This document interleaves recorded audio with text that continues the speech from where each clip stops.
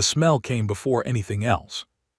It rolled out slow and low across the canteen floor of Relay Halo 7 like something alive, curling around table legs and slipping under the noses of creatures who had never in their lives smelled anything like it. Warm, sharp, deep, a little smoky. Something underneath that was almost sweet, and then something else that was almost not. The canteen held maybe 300 beings on a regular meal cycle. Every species on the station had its own approved nutrition pack, its own synthesized protein block, its own tasteless tablet designed by a committee of galactic dietitians to meet the biological needs of each body type. Nobody complained. Nobody ever brought outside food. Nobody cooked in the canteen. That was simply not a thing that happened. And then Darren Cole walked in with a bag over his shoulder and a small portable cooking unit tucked under his arm. He was not large for a human, medium height, a little worn around the edges from too many cargo runs and not enough sleep. He had a calm face, the kind that did not change much no matter what was happening around it. He looked around the canteen the way someone looks at a place they have been 100 times before and stopped expecting anything new from. He found a corner table, set his cooker down, plugged it into the standard power port on the wall, and opened his bag. Inside the bag were things, strange things, a sealed container of dark red paste, small packets of dry powder in different colors, a cloth bundle that turned out to hold several pieces of raw meat, another container, pale and round, full of a white grain that no scanner on the station would have immediately recognized as rice. He did not hurry. He set everything out neatly, filled the cooker pot with water from his own bottle and began. Nobody noticed for about 4 minutes. Then a Vorath at the next table lifted his heavy head from his nutrient pack. His name was Gru, and he was Darren's crewmate, which meant he had the specific bad luck of sitting close enough to get the full effect first. His wide nostrils flared. His yellow eyes narrowed. He looked at Darren the way someone looks at a person who has just started doing something deeply unreasonable in public. "What," Gru said, "is that?" Darren stirred the pot. "Lamb curry." Gru stared. "Lamb. Meat from a large earth animal. You are cooking raw biological matter in the canteen." "I am, yes." Gru pushed his chair back several centimeters, as if distance would help. It did not. The smell had already spread to the next 3 tables. Heads turned. A small blue creature near the center of the room covered all 4 of its sensory slits with its upper limbs. 2 beings near the door stopped mid-conversation and looked around, confused. Then Gru did what Gru often did when he was uncomfortable. He spoke louder than necessary. "He is cooking raw biological matter with open heat and chemical powders," he announced to no one and everyone at once. That was enough, the canteen noticed. It started as murmuring. Then someone made a noise that, for their species, was the equivalent of a laugh. Then another. Then it spread the way these things spread, fast and without much thought behind it, until a good third of the canteen was reacting in various ways to the human in the corner who had set up a kitchen. A small insectoid being in a yellow station uniform pushed through the growing crowd.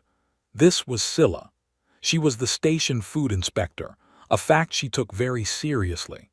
She held a scanner the size of her forearm, and she pointed it at Darren's pot with the energy of someone who had finally found a reason to use it. The scanner beeped. She read the results. Her compound eyes went very wide.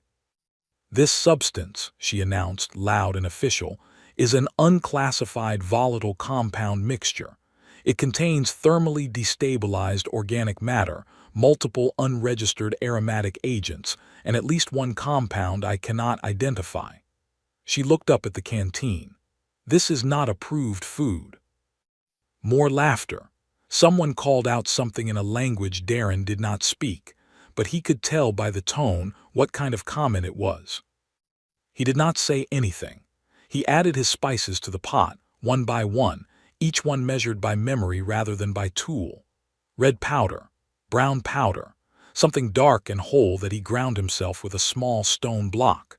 Then the meat went in, and the smell changed, rose, deepened into something that now had weight to it, something that pressed gently against every breathing organ in the room. Scylla took a step back despite herself. She wrote something on her screen with the firm strokes of a person filing a complaint. Gru was still loudly explaining to the aliens near him why this was unreasonable.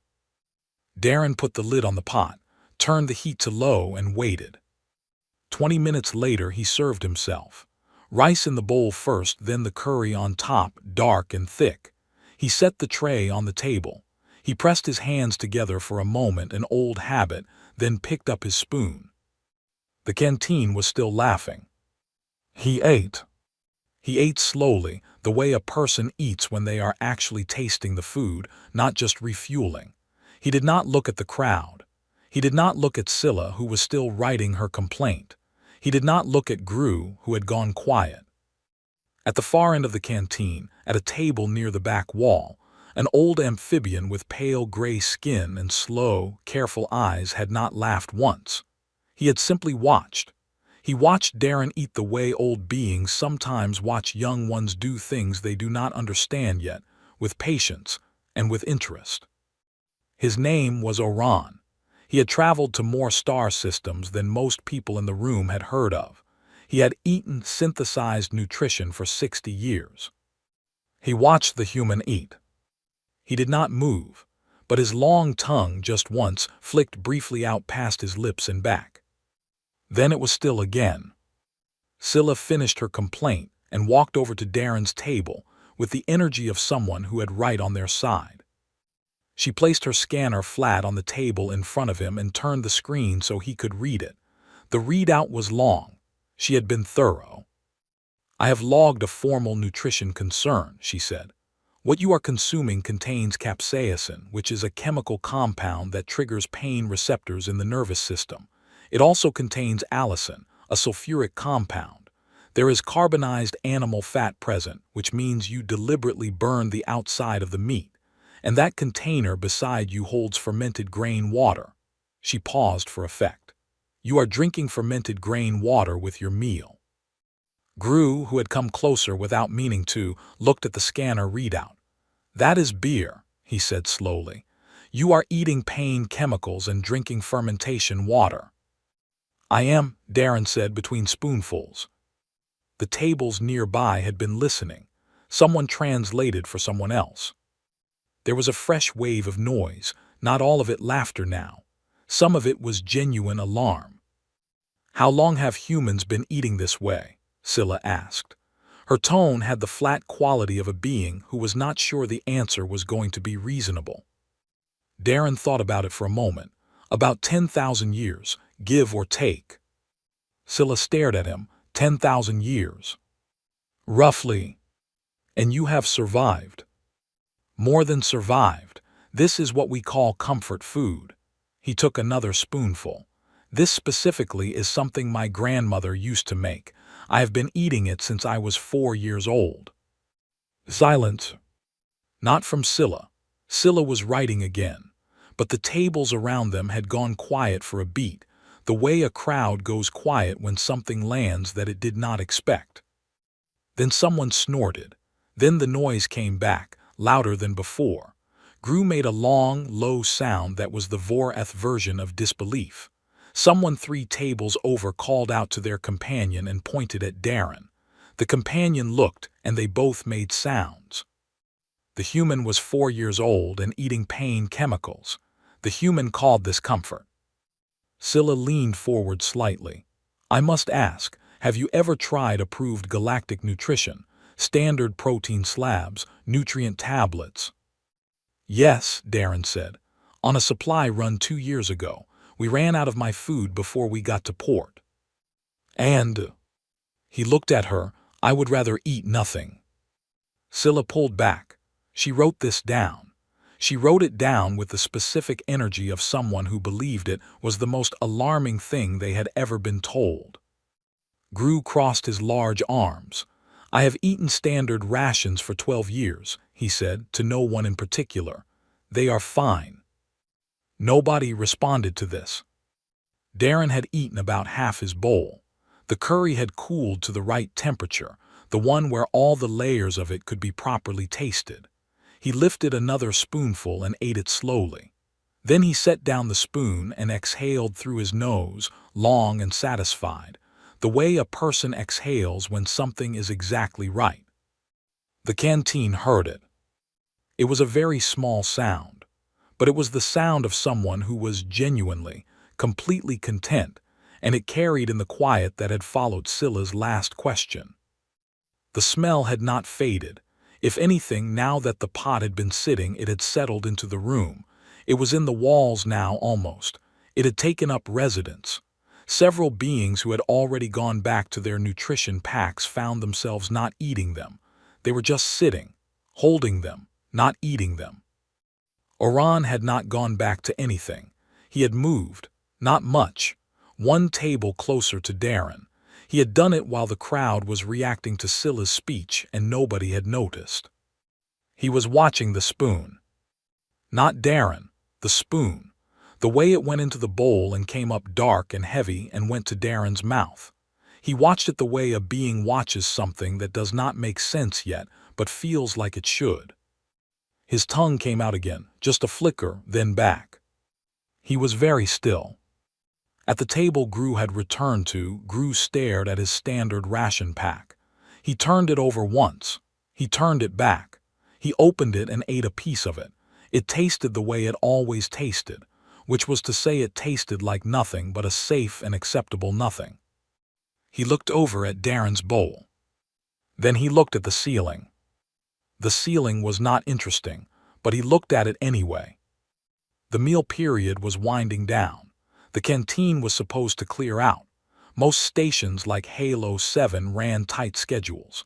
Meal cycles were 30 minutes, and when they ended, beings went back to their work. Nobody left. They found reasons to stay. A Thelian pair near the window suddenly needed to review something on their shared data pad. A cluster of dock workers decided this was a good time to discuss a cargo route that could have easily been discussed elsewhere. The small blue creature that had covered its sensory slits earlier was now back at its table, eating its nutrient pack very slowly, one calculated bite at a time. Gru had not moved at all. He was on his second ration pack. He was eating it without looking at it, which was the only way he could eat it right now. Darren finished his bowl. He did not rush. He wiped the bowl with a small piece of flatbread he had left on the side, getting the last of the sauce, eating that too. Then he set everything down and sat back in his chair with the comfortable stillness of a person who had no immediate plans. That was when Oran stood up. He was old, and standing took him a moment.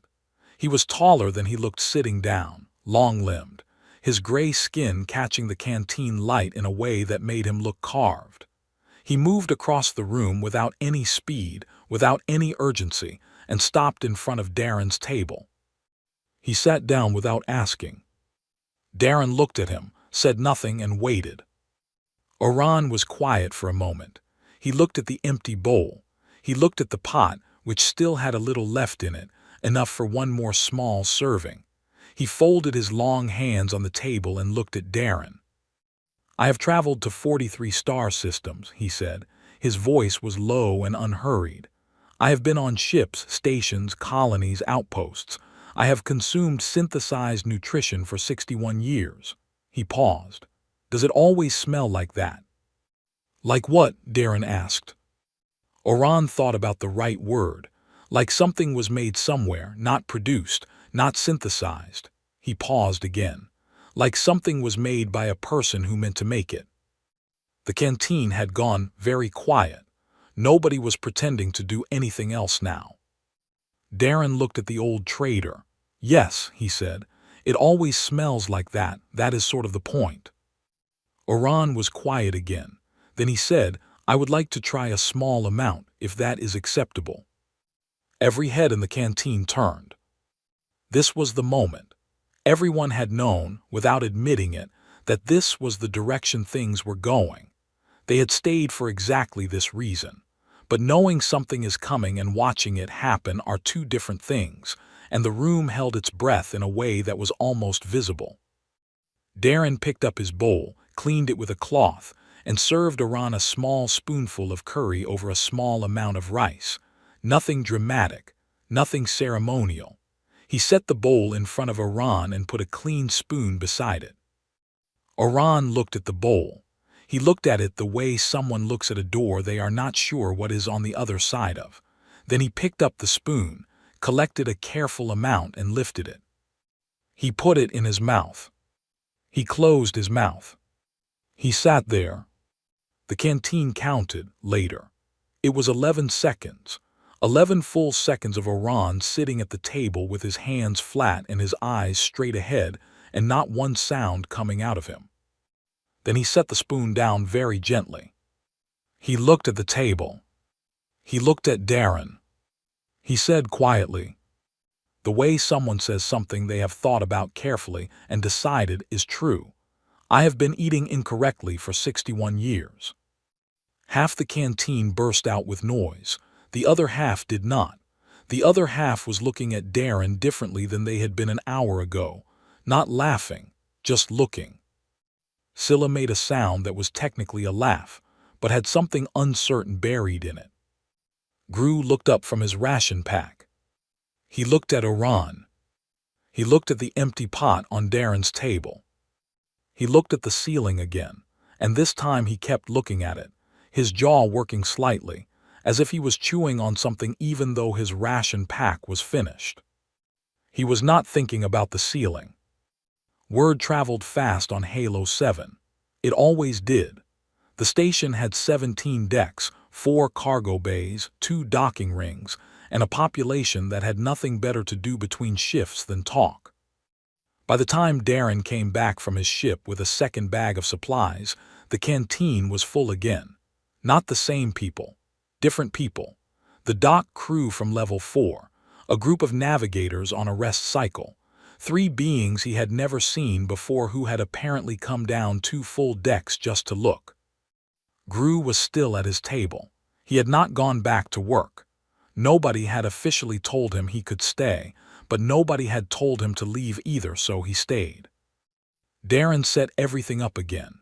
He laid out what he had brought: dry red lentils, a bundle of flat unleavened bread he had baked 2 days ago, a jar of pickled vegetables from a container he had sealed on Earth 8 months prior, and a second spice set.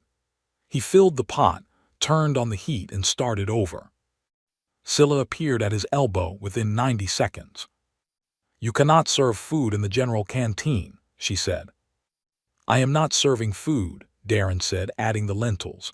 "I am making food for myself. There are 67 beings watching you make it. That is not against any regulation I know of." Scylla pulled up her data screen. She searched. She scrolled. She searched again. Her face, made of small moving plates that expressed emotion through arrangement rather than expression, shifted through several configurations that none of them had words for. She walked to the wall panel and spoke to Halo Voice. "Station AI, is there a regulation that prohibits cooking in the communal canteen?"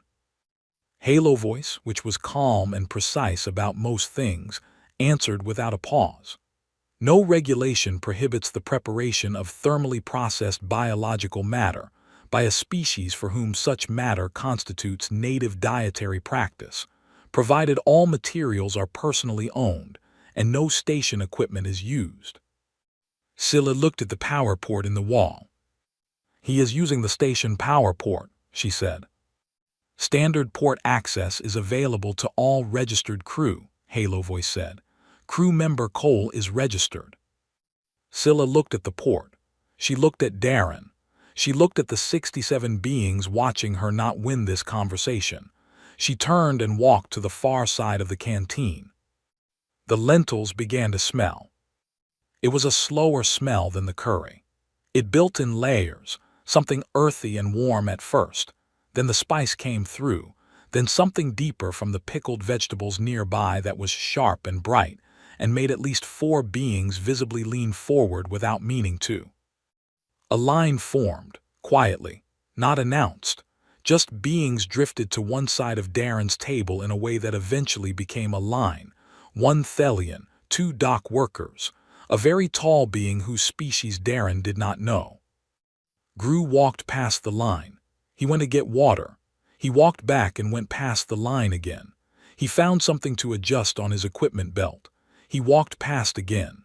On the fourth pass, he stopped and looked at the flatbread Darren had set out on the side of the table, golden and slightly charred on the edges. He got in the line. He looked at the ceiling. Darren served small portions. He explained each thing as he served it simply without making it a big event.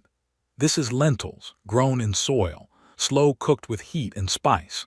This is flatbread, ground grain, water, heat, very old recipe. The pickled vegetables are from a region of Earth called Central Asia.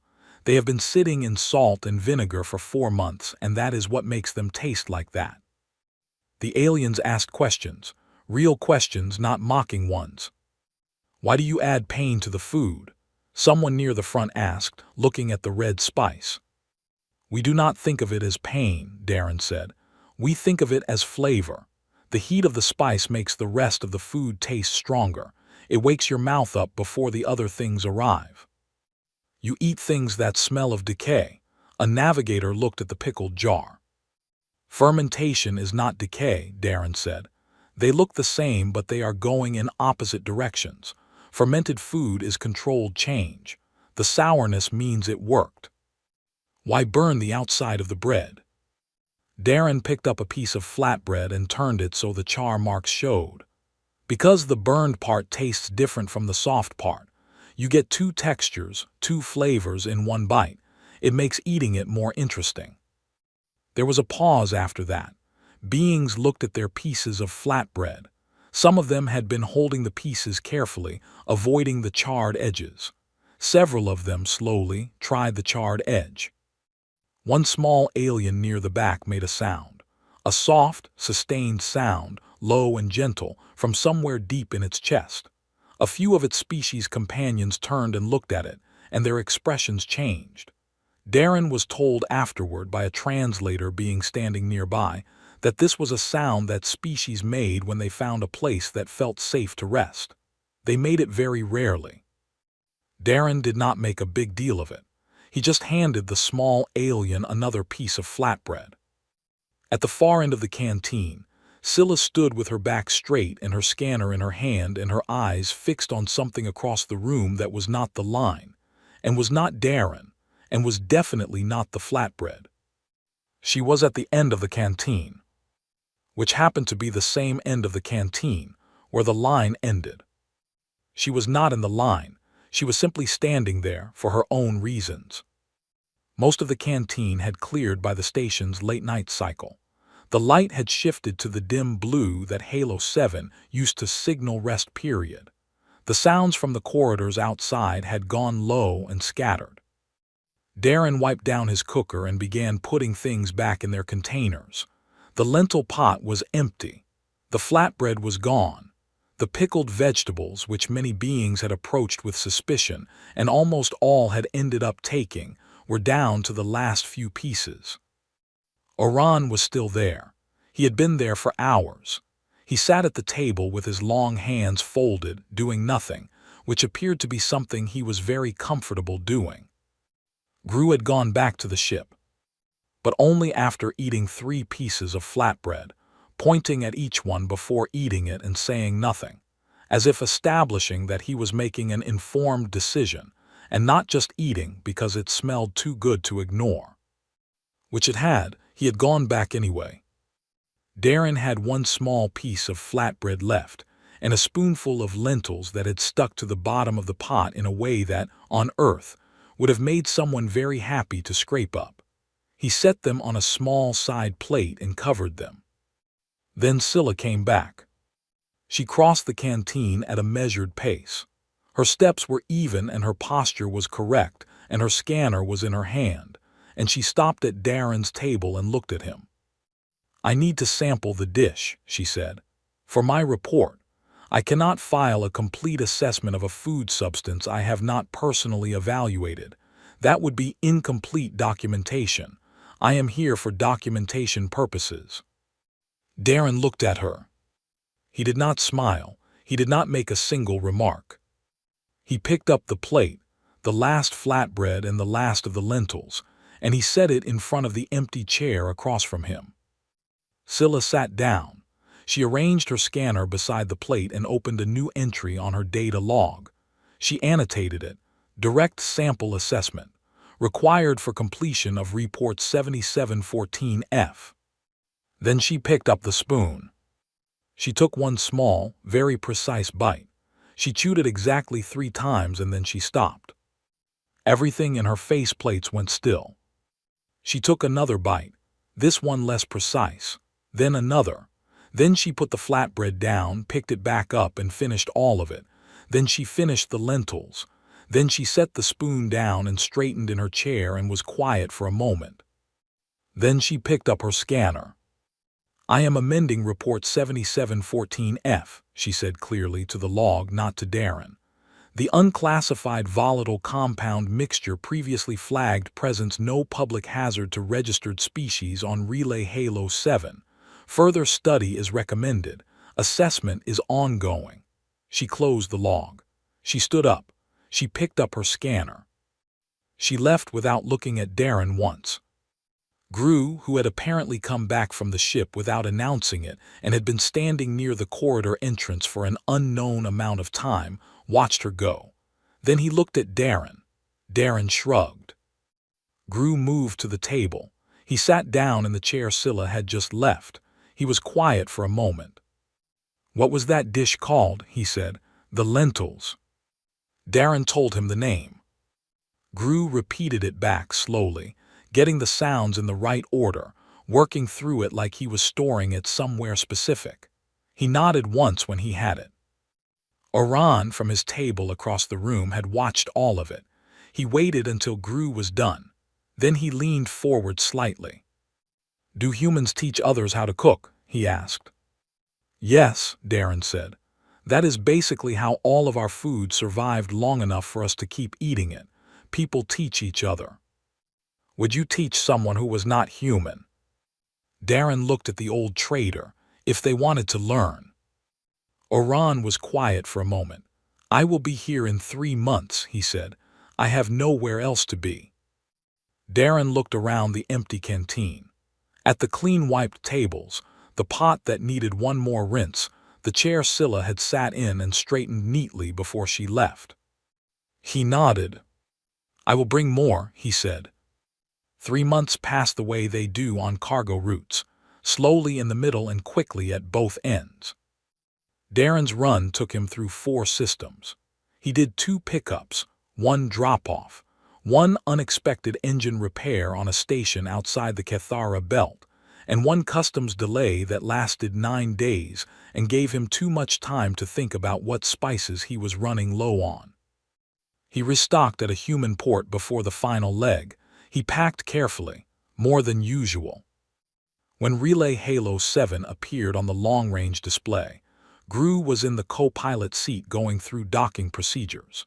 He did not say anything about the fact that Darren had already started calculating arrival time before the station was even on standard visual range.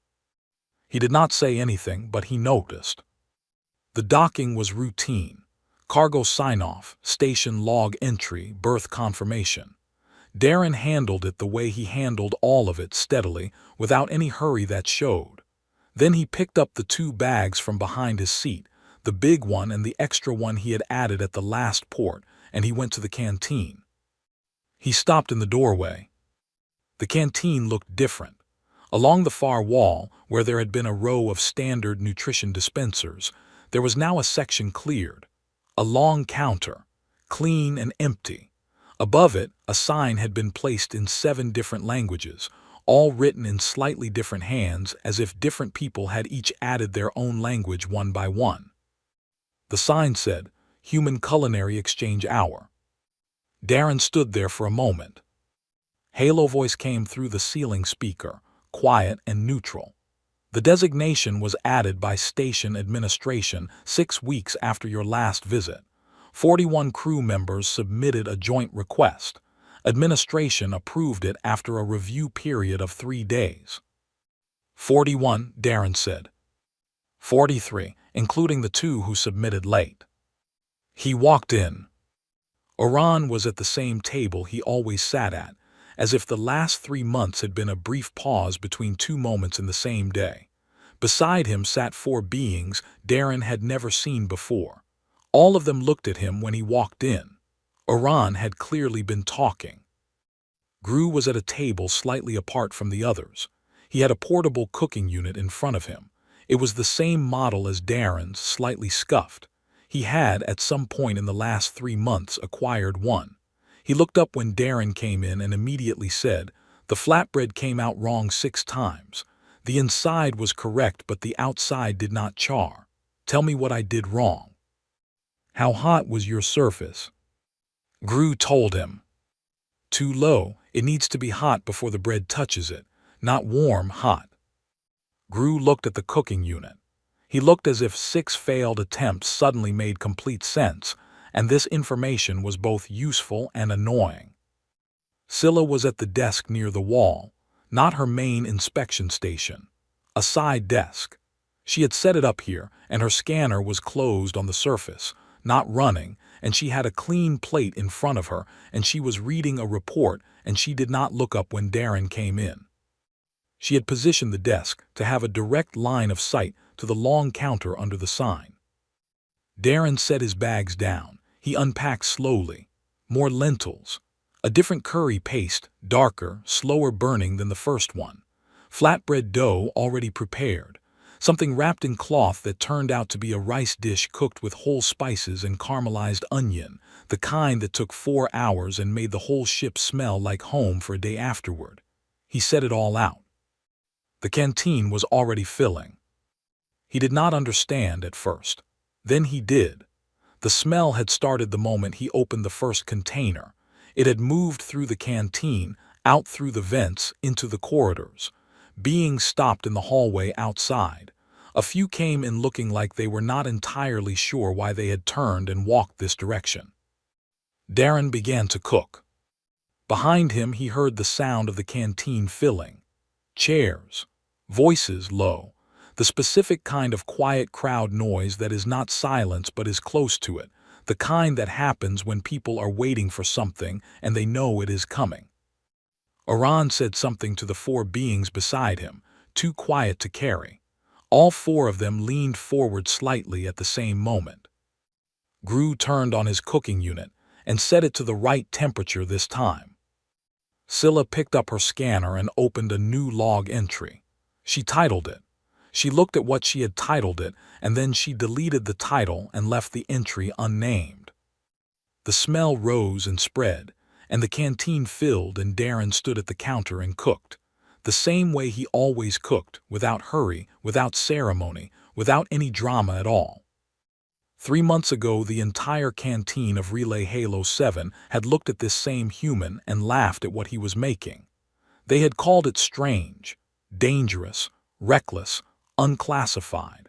They had scanned it and logged it and shaken their heads and gone back to their tasteless approved rations and felt very reasonable about all of it. Today 43 of them had signed a paper to give him a counter with a sign above it. Today they were all here. It had not taken anything extraordinary. Just a man who brought his food from home, ate it without apology, and let the smell do the rest. 10,000 years of human cooking had been waiting a very long time to be discovered.